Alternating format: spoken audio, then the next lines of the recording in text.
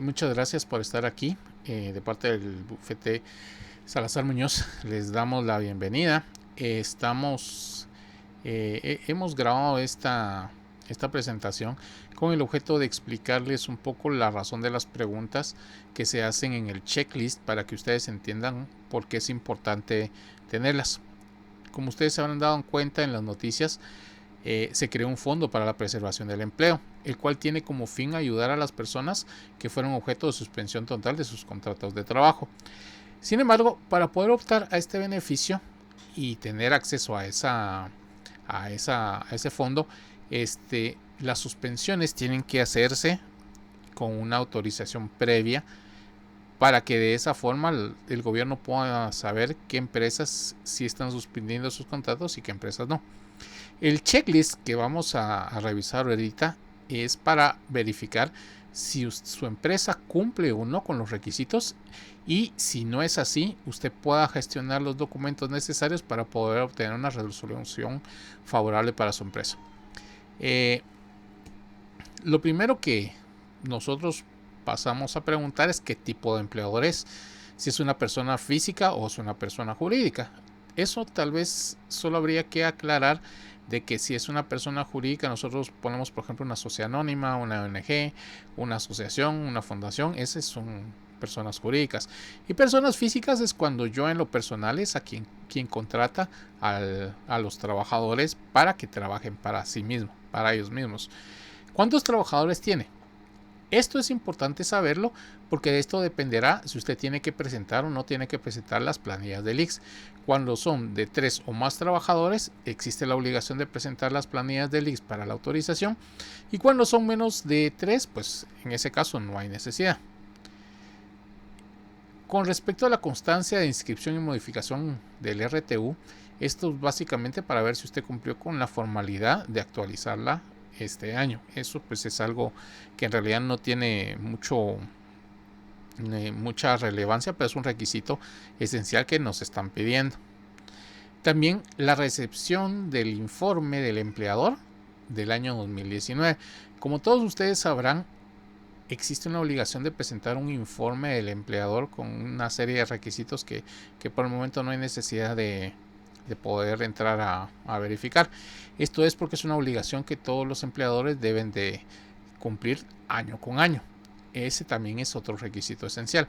Si usted lo tiene, bienvenido y magnífico, pero si no, es necesario que empiece a gestionar la presentación del mismo si todavía no lo ha dado. La copia del DPI del empleador o su representante legal, pues básicamente es con el objeto de poder determinar la identificación de la persona.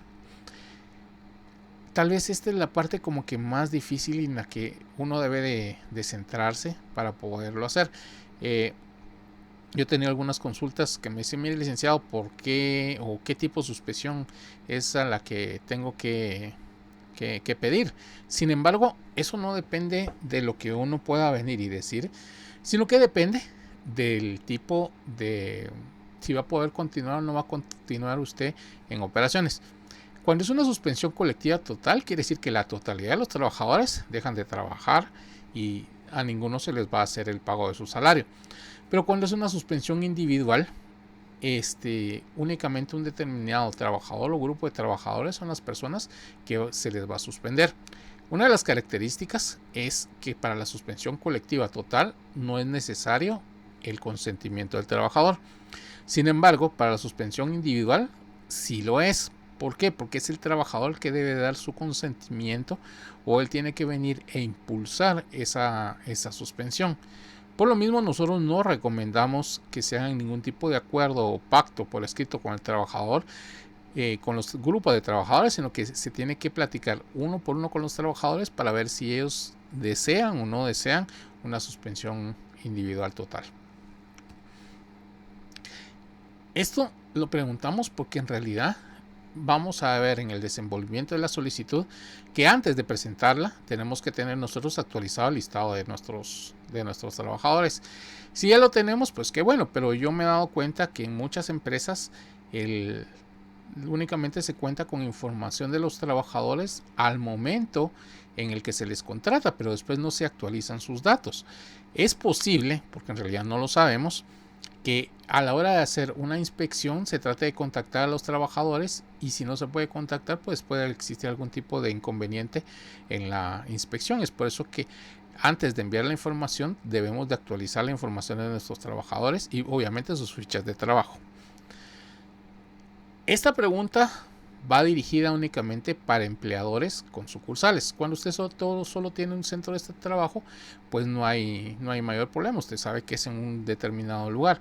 Pero cuando hay empresas que tienen varias sucursales, es necesario acreditar que usted cuenta con los permisos y con las patentes de empresa necesarias para poder operar. ¿Por qué? Porque, por ejemplo, si alguna de sus sucursales está en algún centro comercial, pues por disposición presidencial no puede venir y estar operando, salvo los casos de excepción que establece la ley.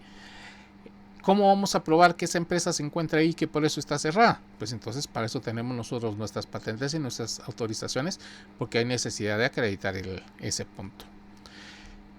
A continuación,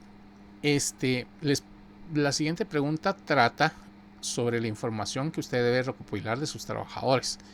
Como hablamos al principio, usted tiene que tener actualizados. Una vez actualizados, también tiene que tener copia de ciertos documentos y sobre todo algo esencial, que son los números de cuenta de los trabajadores y el cargo, salario completo actual y la fecha de suspensión del contrato de trabajo de cada uno.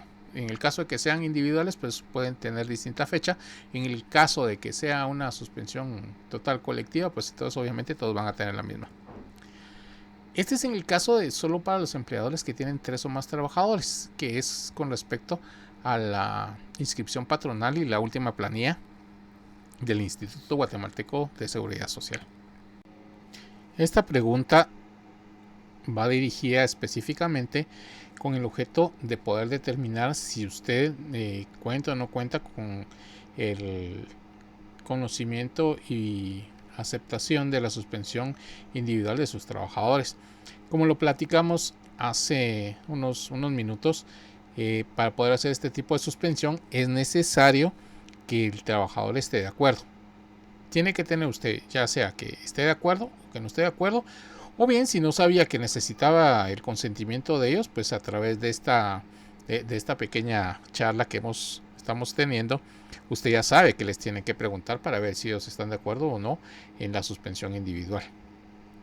De ahí tenemos varios motivos por los cuales desea usted suspender sus contratos de trabajo. Estos motivos pues, son solo ejemplos que le pueden servir a usted para poder venir y encuadrar dentro de los casos más comunes por qué razón usted va a dejar de operar durante un tiempo determinado.